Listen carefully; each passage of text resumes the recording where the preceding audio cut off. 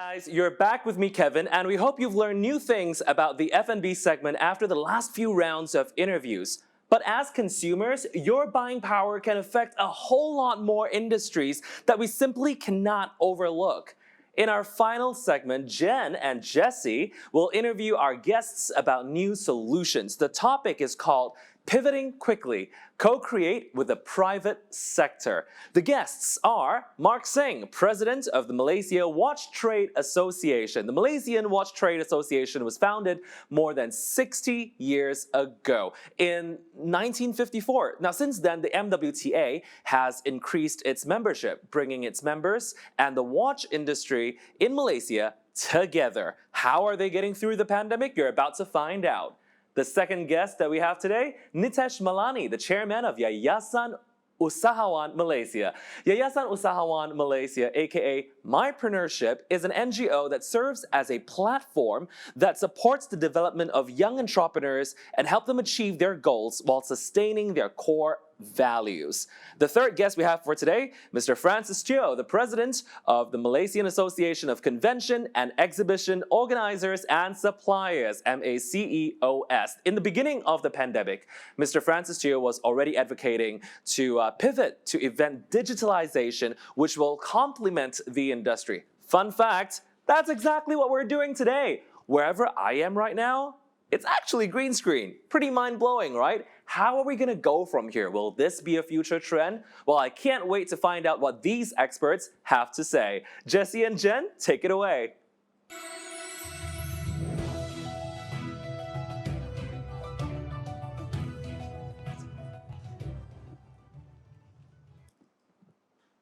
Thank you, Kevin. Welcome back to the studio. I'm Jennifer Ong. And I'm Jessie Chahel. Our topic for the last segment of this summit is about pivoting quickly, and how to co-create with the private sector. That's right. It's not uncommon for businesses to reach a point that requires a shift to ensure that the company stays relevant and successful. Conventional wisdom says that the smart move when a crisis hit is to pivot quickly and decisively. Well, the COVID-19 pandemic is unprecedented, but it has made it necessary for many commercial companies to shift their business models quickly to create a shelter in the storm. Many are repurposing their assets to create new value and protect their brand to survive. Pivoting a company's business model is not new. It has been an integral part of business innovation for many decades. Whether you are pivoting defensively because your original models are doomed, or pivoting proactively because you see the opportunities to change the competitiveness environment and seize the advantage, it is important to make your pivot idea a reality. That's right. Joining us for this discussion are three fine gentlemen. Mr. Nitesh Malani, Chairman of Yayasan Usahawan Malaysia. Mr. Francis Teo, President of Malaysia Association of Convention and Exhibition Organizers and Suppliers, as well as Mr. Mark Singh, President of Malaysia Watch Trade Association, where we will be discussing about the importance of pivoting and working together with the private sectors for the purpose of our country's economic recovery. Welcome, gentlemen. Thanks for being with us. Thank you. All of you, of course, experts and successful in your own right. But let's kickstart our discussion today, Jen. This is an unprecedented time, and I think all industries across the board have been impacted differently, somewhat differently as well. It is definitely a difficult time for every organization. Most business models have been disrupted as we know it. We've moved into a realm that we now call the new norm. But knowing that, we still don't know what lies ahead. It's unclear. What are some of your thoughts about tourism-related businesses having to pivot, especially in the midst of a crisis? Mark, I'll start with you. Well, it's definitely a very challenging time during this pandemic crisis. It's like over a year plus, and it's still many uncertainties lies ahead of us. Well, in my opinion, there are a lot of strategy that we can actually take, the private sector, as well with the support from the government. Of course, if I were to name, there'd be a lot of areas that the government can do for us. We need them as much as they need us. What I can say is that the government need to re-educate the new norms. Come up with a clear, precise SOPs for the public to follow, right? And then, of course, I would say and add on that to equip qualified professionals, all right, that are close to the market and close to the people, then they will understand. Interesting. Yeah, very. Thank you, Jesse. I think well said, Mark. The point is that today we see more and more people, especially on the ground, being very educated over the last 12 months. In particularly with the F&B and tourism industry, we have seen how many operators have pivoted to new models, and this is encouraging moving forward when we look at the recovery. The numbers are not going to drop dramatically by the weeks. We would see this on the rise first before we see recovery. The good part about tourism is we have had enough encouragement from the ministries and the government positively. And we have seen a lot of businesses within this industry adapting to the new norm encouragingly. So I think this, on a positive note, it's good on post-recovery of the pandemic, and we see this as a plus point in comparing to our neighbours within ASEAN region. True. Francis? Well, the business events are definitely affected, and we were the first to be affected first, before anyone else. And according to what studies been made, is that we're going to be the one the last to recover. Okay, because this event is something that you have to have confidence to attend or to participate in.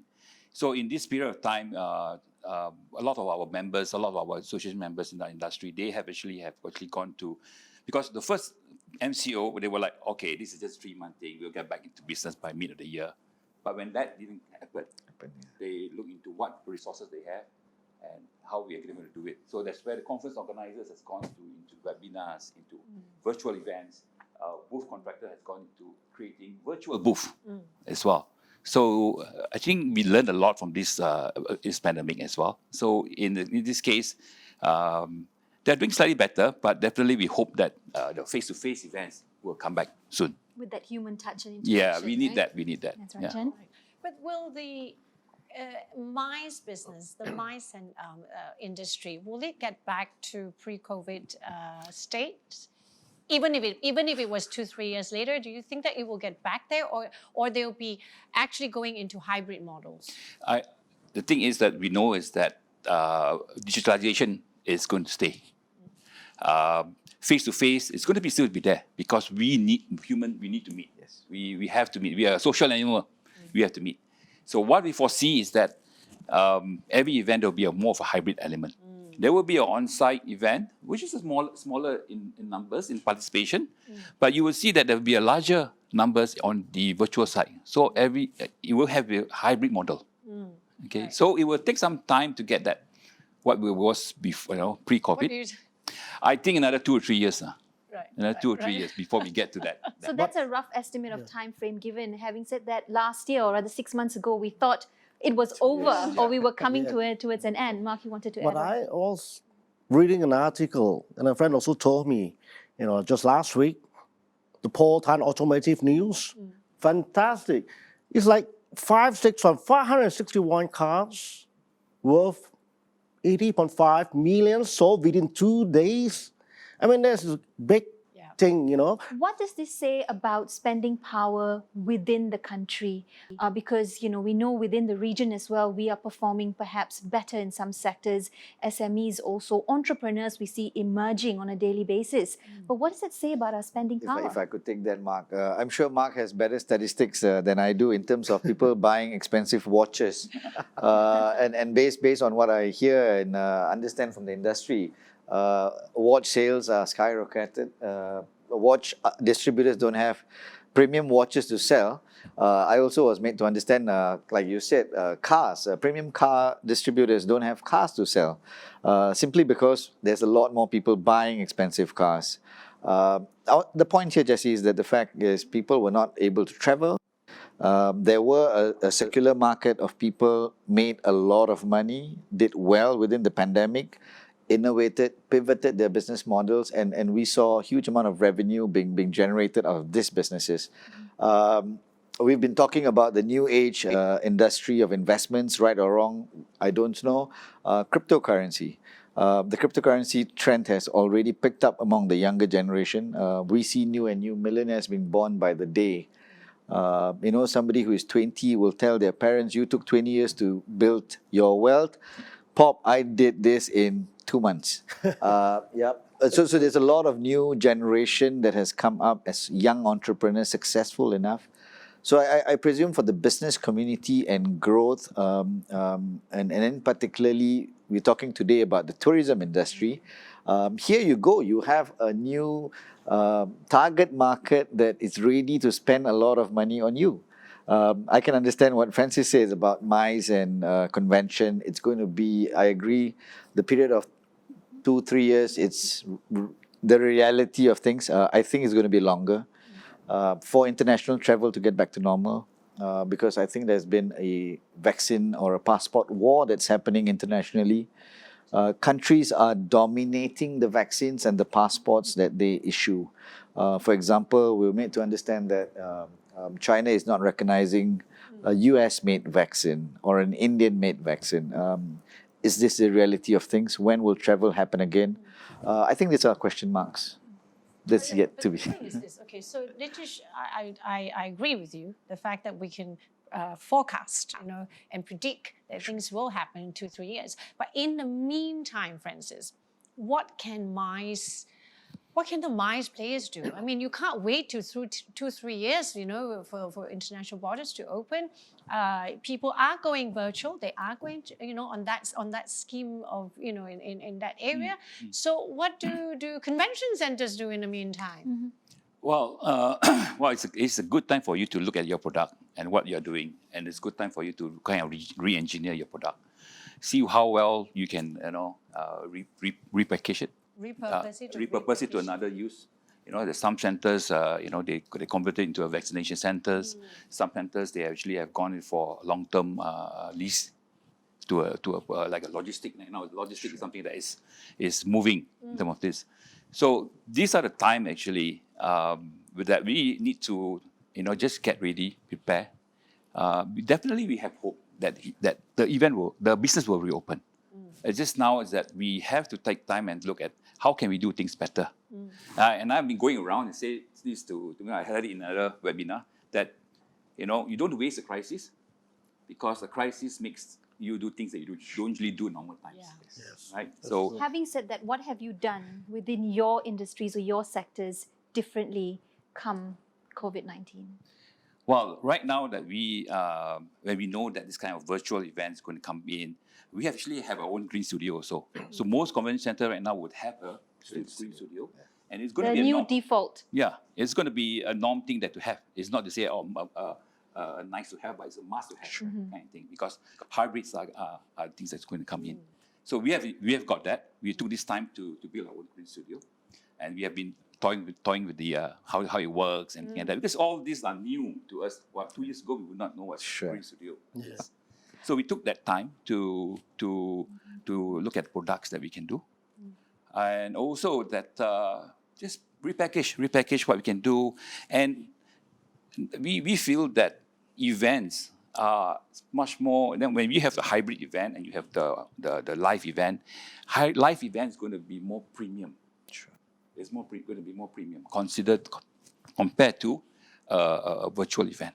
See, because most thing about event is not just about coming for the event. That's just the reason to come to the event. It's that after the event, it's the networking that's important. Yeah. Half of the reason is It's networking. because of networking, right? That's networking. You can't do it virtually. You can do it virtually. Why Why not? Well, it's this one-way communication. Okay, so you Alright. look at the screen right now. Right? Yeah. Can you imagine that big screen that's right behind us? Yeah, okay. Imagine that guy there is your friend in Germany. Mm. And he has a green screen, right? Yep. And I can have another seat here. Mm. And your friend from Germany could be sitting here and we could be friends, right? So it is possible. It The is. question is, Yep. Is it the same? Yeah. Is it as impactful? Does it create that kind of relationship that you seek? okay, so that's always been the argument about, is it the same in does it have the same impact? Does it have the same success rate, for example? But the thing is, if we are also boxed up with the fact of, or we have that such strong belief system that no, it's got to be physical, it's got to be on site, otherwise you're not going to get the same result. And if we continue to think that way, then what's going to happen to the business? I'm going to hold to that thought and give it to Nitish. Oh my God. No, I think Jen, that was a good conversation. But as Mark said, certain element of businesses are a must-have. And I do agree with you also on the fact that we have technology today just like this, and we can have people sitting next to us being somewhere else. Yeah. I personally truly believe with technology coming into play, for example, introduction of 5G, we will have new technologies such as teleporting, artificial intelligence with a hologram, where you are able to see an individual or a group of people at a physical outlet coming very soon. I've read a lot of these technologies coming into play and already being showcased at international events around the world. It's a matter of time where I think the MICE operators and relevant trade players in the market adopt some of these technologies as it comes to. What about cost in all of this? Because that is obviously, going to be a big hurdle or challenge for companies already suffering from the impact of COVID-19. Sure. I mean, in our portfolio, as we have engaged with a lot of companies through our platforms, whether at Yayasan or SEPA, which we run, and the players that we spoke to have not spoken about costs, but rather spoken about revenue. And they see huge opportunities in a lot of these areas. When they implement this technology, for sure there's a value to pay for them to see revenue to sustain. I presume, Jessie, is the fact that different business composition has different focuses right now. I can understand MICE physically have an outlet, a built-up area of 1 million square feet, and it's all about leasing my space and collecting revenue. And as long as there's no people, I can't lease the space. I guess different businesses who have pivoted in the last 15 months have found a revenue model. And when this revenue model is alive, I think the cost becomes secondary. And as we move forward, I strongly believe that costs would come down dramatically, because this is the only thing the world is doing together. Supply and demand. Exactly. Huh? Well, for me, for the Watch Trade business, tourism-related business is definitely important for the trade. Just to bring you back in the 80s, when Tun Mahathir Mohamad abolished the tax on watches sometime in 1982, it actually grew tremendously until today. For records, in the 70s, the annual contribution from a watch trade is only about 500,000 annually.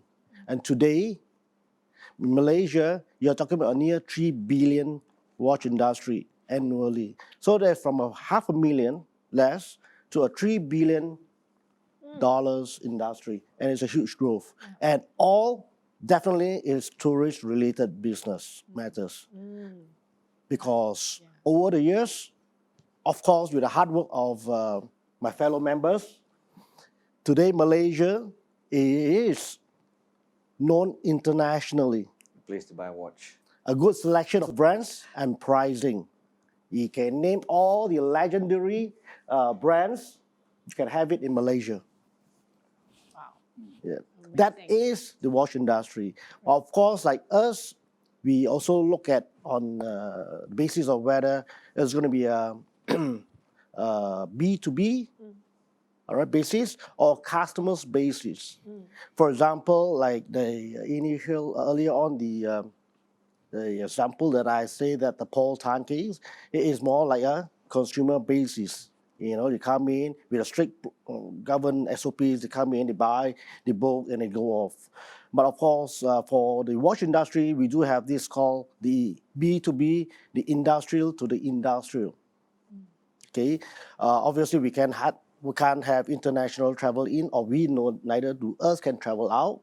So normally it's like we do a virtual platform thing, that we should do a virtual platform thing more often, that slowly move to a hybrid, like what you say, Jen. A hybrid, for example, like a 3-day virtual, 1-day networking. I think that would be great. Yes, yes. Yeah. Absolutely. What's the word on the ground from players within your industry or your association? What are they feeling in terms of sentiments towards challenges faced and hope for the near future? Well, the concern of my watch members is actually how to sustain through this crisis. When it started last year, for the first 6 months, they are lost. A lot of SOP came out from the government, and adapting to new norms is very difficult. And of course, now, after a year plus, they are getting into the gear. And I believe for the watch trip people, they're concerned. What they want is actually from, how to cover their losses. They're all business owners. They pay tax to the government year and after year and after year. So what they want actually from the government to land a support now, monetary support, whether it's going to be WSP, the wage subsidy program, reduction of taxes, reduction of utilities, etc., etc., etc. This will help them. Subsidize the cost. Exactly, yeah. I mean, they have been paying tax all these years anyway. And for those, especially for those who are making losses. Francis, your thoughts? Well, definitely last year was a lost year, right? In fact, actually, 2020 was supposed to be a great year for business event, right? We supposed to have APEC Summit. We supposed to have a lot of the venues were fully booked and that, and came the virus. Everything went downhill. So definitely, it was a lost year last year. This year, we are looking at it. It's feeling like everybody's like, how can I just break even this year? All right. So survive. To survive, I think the issue right now is that. Because of last year, a lot of their company reserve has been used up. Sure. And this year is that we are now at the bottom of the barrel already. They're scraping the barrel, the bottom of the barrel already. And it all depends on what's going to happen this time, that whether they are able to survive to the end of the year.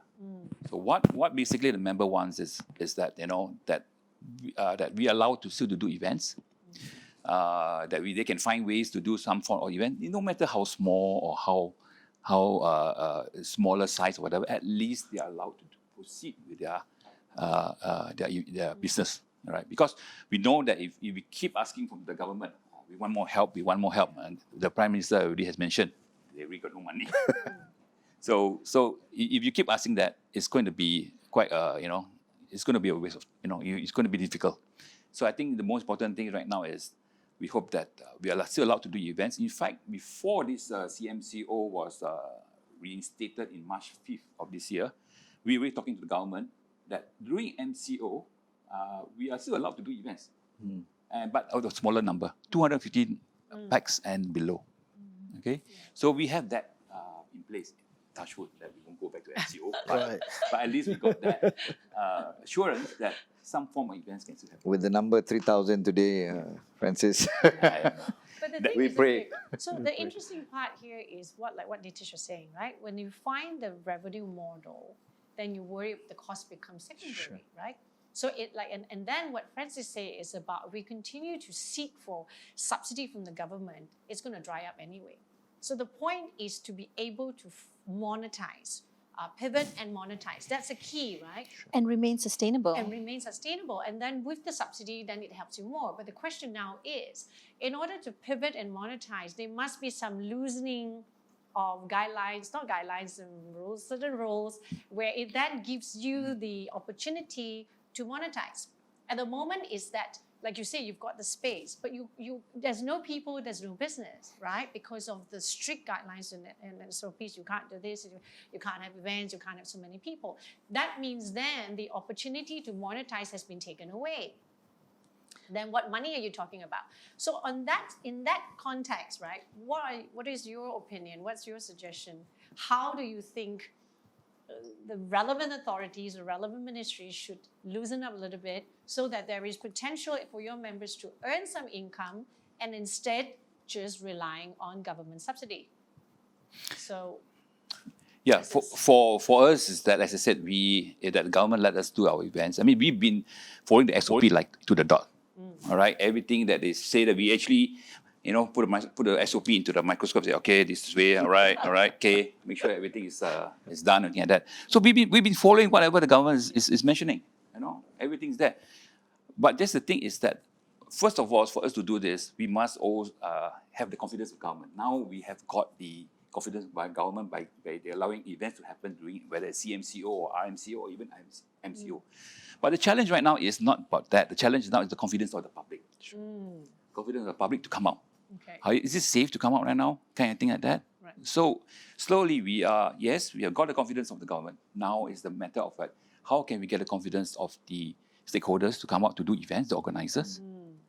And after that, it's more of like, how can we get the participant to come in? Sure. Right. Because if we want to organize the event, but there's no visitors or no attendees, There's no point. there's no point. Okay, but what is the latest guidelines from the government? You are allowed to do events. Is it still 50% capacity of the Yeah, it depends on whether you are in CMCO or you are RMCO. So in CMCO, you have 50% capacity. Okay. All right, we're still allowed to do events.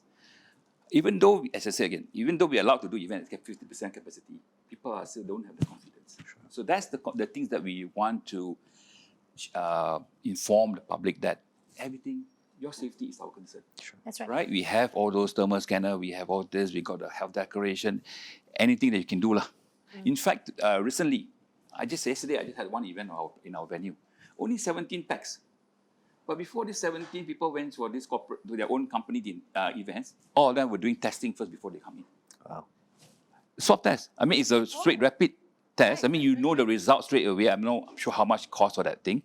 But that could be the norm. Sure. Before you attend any event, you may have to do that swab test and Only stuck up your nose. yes, stuck your nose, okay, you're in. So that could be the new norm. Yep. You want to attend this event, it's a very important event. You need to meet the certain people in that event. Well, Up your definitely nose. stick up your nose. So it's safe to say industries and sectors are and may come up with their own sort of new norms Sure. or their unique SOPs. But let's face it, the reality is we're still in the thick of this crisis. We don't even know what's ahead. Let's come back to the question of our topic, our discussion today. How can companies, associations, organizations, stakeholders co-create with the private sector in your own respective industries? How do you see that panning out, Nitesh? Sure. Jesse, I think we already have seen innovation in different spaces. Francis shared about the MICE area, and I think there's a lot in the watch, in the F&B area. For example, I think, Jennifer, you're fond about an Indian restaurant today serving Mexican food. Pivoting to what the market wants to have, and basically this is one norm of innovation. So on the point of pivoting, businesses has already started to do that. It's just how do they now market themselves more effectively? As far as perspective of members of various trade organizations, as we continuously interact, and we have also interacted with the government sector through various organizational groups that we are all involved in. For example, Industries Unite. We have engaged with the Ministry of Finance, the Federal Territories Ministry, the Ministry of Health, the Human Resources Ministry. I think a lot of ministries have been engaged. It's also wrong to say that the government has not heard the trade organizations. They have. The question mark always remains at the top is the government today has spent more than 600 billion ringgit. The question here lies is where is this 600 billion ringgit? Now these are question marks that our members, I think, respectfully, It's spent. for sure it's spent. I think all our members are asking where is it spent? But I just want to go back to a point that you made, and rightly so, businesses have had to transform one way or another. But as we sit here, sort of, looking from a top-down approach, or perhaps even looking at a M40 or T20 sector, what of the B40s? What of organizations or companies or services that had to shut down totally in the past 15 months or so? How do you pivot then? We've been interacting. I think Yayasan Usahawan has been interacting with MEDAC, for example, who focuses a lot on the SMIs, slightly below than the SMEs, where I think is the market that you have been just referring to. Now, this businesses has been fairly supported by the various agencies. People have innovated. We have known the burger stall at the corner of the road now trying, instead of just selling burger, doing different things, getting more of their family members involved, and they have pivoted in their own ways. I am fully in the know of the fact that not only MEDAC as an agency, ministry, many other different ministries have come forward to help them in terms of innovation. The SMI industry has found it difficult to innovate. For example, tools such as e-wallets. Today, we know of a lot of e-wallets available in the market. These people had to fork out a couple of ringgit extra to even adopt e-wallet to be implemented. And I know of SME Corp, SME Bank, Bank Rakyat, and some of the many agencies out there are giving grants to the SMI community to facilitate this to happen. So they can now collect money easily. Recurring payments, for example, if every day, I know of also industry partners have updated us that, for example, bottled juices, fresh brewed coffees being supplied to companies that are operating. So that involves recurring payment. How do you do recurring payment rather than going there and sending a bill every day? That particular entrepreneur, maybe a 1, 2, 3-man show, needs his money on a daily basis to buy his stock. There are platforms today available to collect recurring payments from organizations, so they are sustainable. So there's a lot of innovation happening at the top. And to say that the government or its agencies are not doing at all, I wouldn't say that. They are helping. It's a very typical Asian or a Malaysian mindset that we see most of the time. You want everything on your lap. And we are generally a complaining lot of human beings. Whatever it's given is not enough. And we keep on complaining and complaining and complaining. So I think that it's a very typical entrepreneur characteristics to go out and find the solution. Solutions available today. We all know that. In terms of pivoting, I think the point today that we're talking about, there's no choice. It's a must. MICE, like I think Francis, you were saying that you guys are now doing more and more different events that you never thought about before this. I know a couple of friends who own large spaces, not maybe the big names, but they have gone and worked with a lot of drop ship companies to become a warehouse. Right. A pickup point. They used to do weddings, they used to do conferences. Today, there's no weddings, there's no conferences. They have become a drop ship pickup points for the online chains, and they're earning revenue rather than it being empty. So I think that's where, Jesse, we're talking about co-creation, right? And that's so absolutely important. How do you co-create with other companies?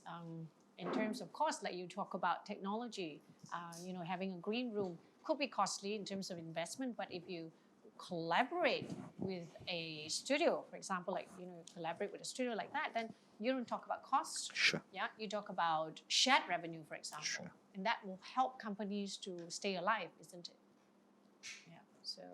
And also never before right now, that our members, our industry are collaborating. They are think they're thinking of what can I do alone, but it's not like how can we do it together. Let's have coffee and talk. Yeah, let's have coffee and talk is a very common phrase now. Sure. Let's talk. Because previously everybody's doing their own stuff. Yeah. I don't have time for this. I'm just doing my business. right. And now it's let's talk and let's think how we can help each other and work together. And you get your part and I get a part. Maybe we survive this together. Sure. Yeah. Very true. I'm creating a lot more group chat. Hey, what's the problem? Let's settle this. How to settle this? This is all the suggestions or proposals. Sometimes you can settle it pretty quick, swiftly. So all I think is that everybody, and what Nat has said is absolutely true. They have said most of the thing. But important is that we have to stay optimistic. So my question to you is, do you spend more time on WhatsApp today or Facebook?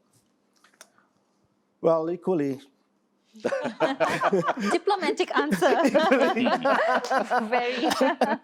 But I was, keen to understand from your conversations with your peers and those in the industry as well. What are you seeing as some of the solutions for your, sector, perhaps, Mark? For my sector, I mean, basically there are retail stores, for example. We have a lot of retail stores. So what they see is what they get. There's no international travel. It's down by 40%. So they have to live with locals. Of course, the locals can't travel. Some, after 1 or 2 years, they can't travel. They probably can't remember how the plane look like. It's like, okay, it's time to spend. We have extra money, so they spend locally. So for my members, I always tell them, don't waste a good crisis. Grab the opportunity. You have to innovate. Go on e-platform, go on, digital, go on social media, brand yourself. People will remember you. Because if people don't remember you, you will not able to draw any revenue. That's right. That's the thing, Jessie. Yeah. Right? Because what Mark's saying, you got to be out there. You got to brand yourself, right? But today, everyone is going on digital media. And everyone's got that 5 minutes of fame, whether Yeah, you're on isn't it? Instagram, TikTok, or Facebook. Yeah. So how do you fight for that space? And how do you fight for that attention when everyone else is on it? Like you open your Facebook, right? And you go like, oh, okay, it's like the attention span is not even one second. It's like Bring milliseconds. together relevant stakeholders and industry experts and have a virtual event like this where I think it was a idea or a second with Mark and Francis just out there. Was the fact that shopping malls today are retail based, and we're talking about retail businesses, and an idea spark. And why couldn't all these retail outlets come together and digitize at one platform? For example, like an if online it's- mall. Yeah.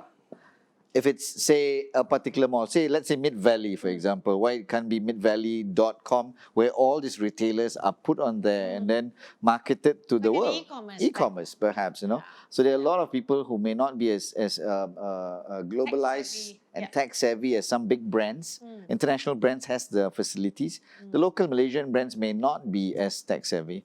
So it's just an idea, for example, if everybody can come together and bump Really? it, Businessmen put them anywhere with a cup of coffee and they come up with a Yeah. new idea. Just- Can you imagine a cup of coffee with this idea? A bottle of wine, I don't know, right? Let's So- try this after this, Jen. Right, Yeah, Francis, that's you were saying. Actually, it's talking about event digitalization. It was already there before this COVID. It wasn't there, but they could not monetize it. They could not find it. It's better to do the real face-to-face because there they can see the money, they can see the people, they can see the sponsorship. But when this thing happens, there's no choice. Then we have to adapt to this event digitalization. So I think in this case is that this is what we learned. I think this is going to be there. It would not, for me, I would say that it would not replace the event industry, but it will complement the event industry. It will be part of it. Yeah. Right? So that's what we have to look into, get prepared, that you will never get a kind of conference of 3,000, 5,000 people. It will be smaller numbers. A conference that used to have 3,000, 4,000 international conference, maybe just 1,000. But the online one could be 10,000. Yeah. And that's how you monetize that. Absolutely. So this is time that we are actually in a stage that all the industry is reset. We're now going on to reset. It's Yes. how we're going to start again. And getting prepared for that starting line is what we need to do now. Yeah. It's either change or be changed. Yeah. Right? It's Out of the it's gate. definitely a changing time. Every day there's a new news. So we're so immune to it right now, Yeah. to the changes. But we have to adapt to it. I think reset was the right word. Yeah. Reset, Francis. right? Reset. It's the older generation, not that I'm saying you're from the older generation, I'm just saying, the older generation, are they having a tough time, resetting into Sure. the digital world? What do you think? Well, definitely, different generation will have different what you call challenges to adopt to it. The older generation, they'll be like, what? They have to scan this and scan that. But you can see the young generation, how they adapt quickly to it. And we have to follow that young generation. Sure. That's the way forward. Sure. That's right. Yeah. Can't deny that Isn't fact. it? Yeah, I think our Jennifer- of us has gone through that. Jennifer, did you know what is barcode 1 year ago? No, I didn't know well, okay, Zoom was quite new. to all of Barcode, us, you right? know, scanning. Barcode and scanning. Yeah. You know, QR it's code. today, it's just It's like, I'll Zoom you later. It's Yes, almost isn't like it? It's a verb now. Yeah, yeah, I mean, the exactly. initial time, I remember I was, a little bit annoyed, when every time, everywhere I go, I got to take out the phone and scan it's my Sujatra, like, why can't I just write it? But today, it's just like, it's automatic. Before you even get there, your hand's already in your bag, taking out the phone, getting it ready, and and in just 2 seconds, you're in. So it is about getting a new habit, right? Consume a new habit. And I think over time, these things are not going to annoy people anymore. It's just going to be part of us, like brushing your teeth, for example. That's right. Initially, it was resistance to change because it was something new. Yes. We were fearful as well. Unprecedented. We didn't know what it was all about. And now 1 year in, we are in ankle deep, and we are able to, adapt, adopt, and embrace. Yeah. But I just wanted to come back to a conversation. What do you make of big brands, big chains, the big boys or big girls, to be gender equal, closing down? We've got banks that has pulled out of the Malaysian market. We've got retail chains that are closing down. I mean, they're not even transforming or going online. They have closed down, full stop, period. Jesse, just to answer that, I think precisely is what we mentioned is now reset, and I think this equals to opportunity to a lot of medium-sized enterprises to scale. The exit of big boys or girls doesn't mean or it doesn't equate to collapse of the ecosystems. In my point of view, I think it allows more medium enterprises to scale up to bigger opportunities. So it creates more space. Oh, for now. sure. For sure. I think I know what you're referring to, but nevertheless, for one institution to move out of the space, it provides a lot more opportunities to the players in the market today. For example, we would see the birth of digital banking coming into fruition in the near few months as licenses are issued. And this, I think, is a bigger space to talk about, where you would have 3 to 5 new players coming in the game. So if one pulls out, you have now 5 new players coming in the digital banking game. The space, as in the space, will never be empty. Sure, it will not. Right? So you have now 5 new players fighting for the digital banking area.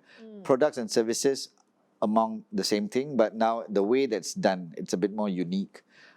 So in summary, it's always good when you reset, you provide opportunities for new players to come in the market, to provide unique activations. And I think whichever businesses that we all are in, we need to innovate, we need to collaborate, we need to succeed in pivoting the way that we do things. And I think that's fundamentally the name of the game, because this pandemic ain't stopping anytime soon. Point number one. And I think point number two, Jesse, is that we are seeing a mutation of multiple new and newer strains from neighboring countries. And this will not end. So as businesses, I think we need to look at beyond this. If not COVID, I just hope it's not another wave coming up in front of us, and we will go on and on. The talk about vaccine, it's now no longer the definite cure to the problem. There's already articles coming out that we need to vaccinate ourselves on an annual basis. Is this true? We don't know. So it's going to be a question mark. Can the government afford spending 3 billion ringgit every year to vaccinate every Malaysian? Question mark again. And I think this is severely the point to note. There's a lot of money at stake. I think you rightly said, Francis, the government through the Prime Minister has said that we don't have enough money. Now, a lot of money has been given out to various industries, various individual stakeholders.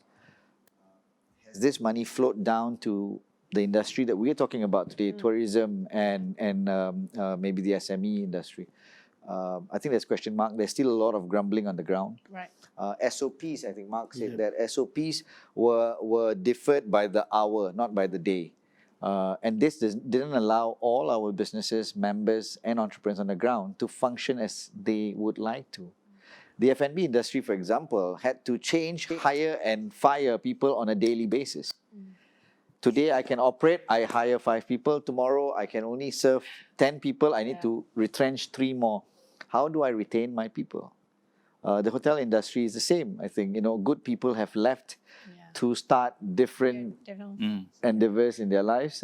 When you want people, as you come back, I don't know where to hire now. So a lot of challenges to move forward. But can I also say, right, Nitish, that it has also sort of, made business owners and the society, employees at large, that, we need to get rid of complacency. I think it has probably addressed the part of, if I may say, the bigger brands that are very complacent where they are and, thinking that, they'll be there forever.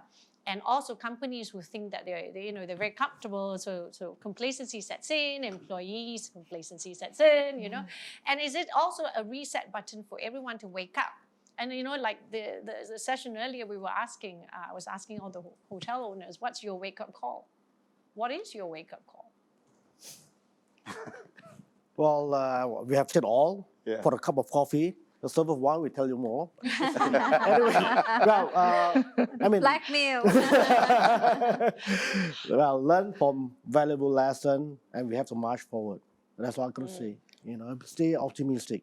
Yeah, because there's always a saying, optimism is much more contagious than contagion itself. Yes. So let's move forward with it.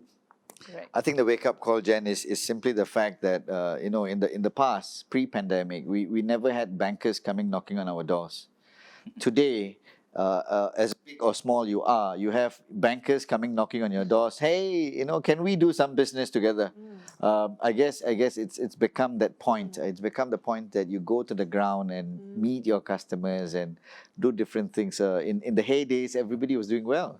Revenue was coming in. Now you got to just think differently and go and meet your customers. And I think even the event spaces are now. At one point, I think the top 5 event spaces never entertained the smaller boys. Now I guess the anybody is welcome. You want to do a bazaar? Yes, why not? Right. Yes. Yeah, So- so if we go back to that, I mean, I guess the advantage of all of this is the fact that whether you're B2B or B2C, you're more accessible to Sure. opportunities. Yes. And that has also changed the landscape of how business is being done moving forward, regardless of what industry or sector you come from. I think What we about have seen KLIA turn to a Ramadan bazaar. Yeah, Oh yeah, that's Yeah. is a quite interesting. a shock. Yeah. Francis, what's your wake-up call? I mean, right now is that innovation. You have to, and then we have to adapt to changes. Always adapt to changes. Today, this is the way we do things. Tomorrow could be another thing. Yes. All right. So we have to always to be wary what's next. What's next? So it will keep ourselves on a toe to know that what's next thing to do. What's the thing. So that's the thing that we have to keep be aware of what's going on and how this thing can affect the way you do things. Yeah, Yeah. isn't it? Yeah. Yeah, that's the biggest wake-up call. I mean, Yeah. when I asked one of the hoteliers just now, I said, what's your wake-up call? She said, oh, I woke up and said, what am I doing? Why did I become a hotelier? But just like you woke up one day and went, well, I need to pivot. I need to shake things up. And this is somewhat of a reset. Correct. I mean, it was, again, I was talking about, okay, so just I know we come to the end of the session, but I just like to say this.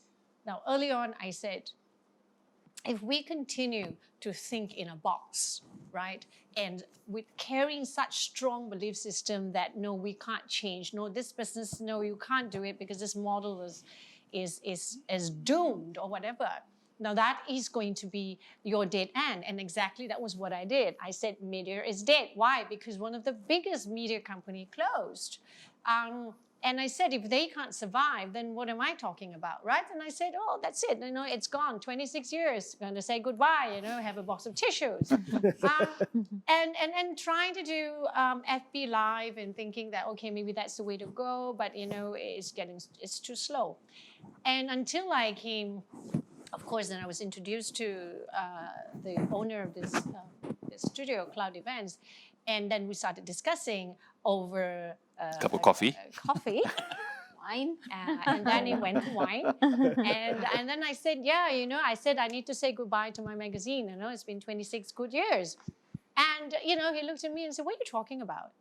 Why do you want to throw away the magazine?" I said, "Yeah, because media is dead. You can't pivot. How can you pivot? You can't have only social media. you can't have a website because people are not reading anymore. And he said, just do a channel for God's sake. I'm like, oh yeah. So, and today, we have pivoted. Yes, we've done now. Hospitality Asia is not just a magazine; it's a magazine channel and running on Hapa TV, and we have Gen TV. And now we're going further and said, look, I used to do events. We were an event organizer, and how do we pivot? And now we say, hey, we've got this virtual thing going on. We've got a studio.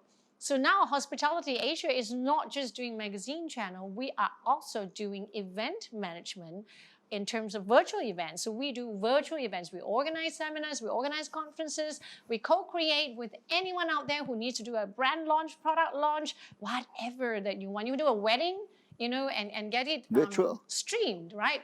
Whatever it is. So then next would be the awards. I mean, Nitish, you do SEBA awards, right? And our Hapa awards, how do we pivot? So that's the thing. If we just stop thinking that whatever business you're in, it's a dead end, like there's no way to pivot. I mean, just remove that thinking and let that creative juice flows. If you have a problem, just have wine and whiskey with these guys. But Contact details to follow at the bottom of the open screen. that mind of yours and you will see that there are opportunities to pivot as long as you are willing to look at it. So that is my learning experience. If not, we will never be able to do this, right? And that was how we said, you know what, let's do a summit. Let's do a tourism virtual summit. Since no one's doing it, why don't we do it? And of course, we were blessed to have, very good speakers. So that's my point of, if all of us could just look in a bigger scale, Jessie. Yeah, I do think that sums our conversation up quite well to say that, we need to remain resilient and agile as well as we navigate this crisis and this pandemic. It will not be forever, but it could very well just be the new norm. And as we grapple through things, we need to know that we do have the strength to pivot. We do have the ability to think outside the box and to go to a place we've never gone before Yes. or do something we've never done before. On that note, Jen? All right, so we've come to the end of our summit. And thank you so much, Nitish, Francis, and Mark for joining us. Great, just in time for their copy, sort of a new idea. And so this is the first inaugural event of Reviving Malaysia Tourism Virtual Summit 2021. And we intend to do this summit on a regular basis every quarter. I know the team is already looking at me with big eyes every quarter, Jen, but that's what we want to do. So we want to do Malaysia, not just in terms of tourism summit, which this is the next tourism summit we intend to do in August before Merdeka, and opening up to regional countries. So inviting the ASEAN region into the summit as well to have more discussions, prepare ourselves when the international borders open. And we're also looking into doing other summits. I mean, the summits for other industries, banking, medical, watch, whatever. So these are the big plans. And, all I can say is we've got a great lineup, 36 speakers, very, very insightful stories and sharing and ideas and strategies. And I really hope that with this summit, all of you out there who are viewing would have gotten great tips. So, I'd like to thank all our sponsors and, of course, our VIP, Dato Haji Zainuddin Abdul Wahab, and, of course, our presenters. We have Jessie, with Frida, and Dato Yasmin, and, of course, our MC, Kevin Chong, and our partners, Cloud Events, F&B Connects, and, of course, Hospitality Asia team. If you have missed any of our segments at all, please do visit our website, www.hapa.asia or www.fnbconnects.com. So thank you all for tuning in. Jessie, last That's right. We'll see you, I guess, at the next summit in August. Hopefully, in the meantime, stay safe, stay home, and take good care. And I hope that we all get through this, in the pink of health. We'll see you next time. Bye-bye. Thank you.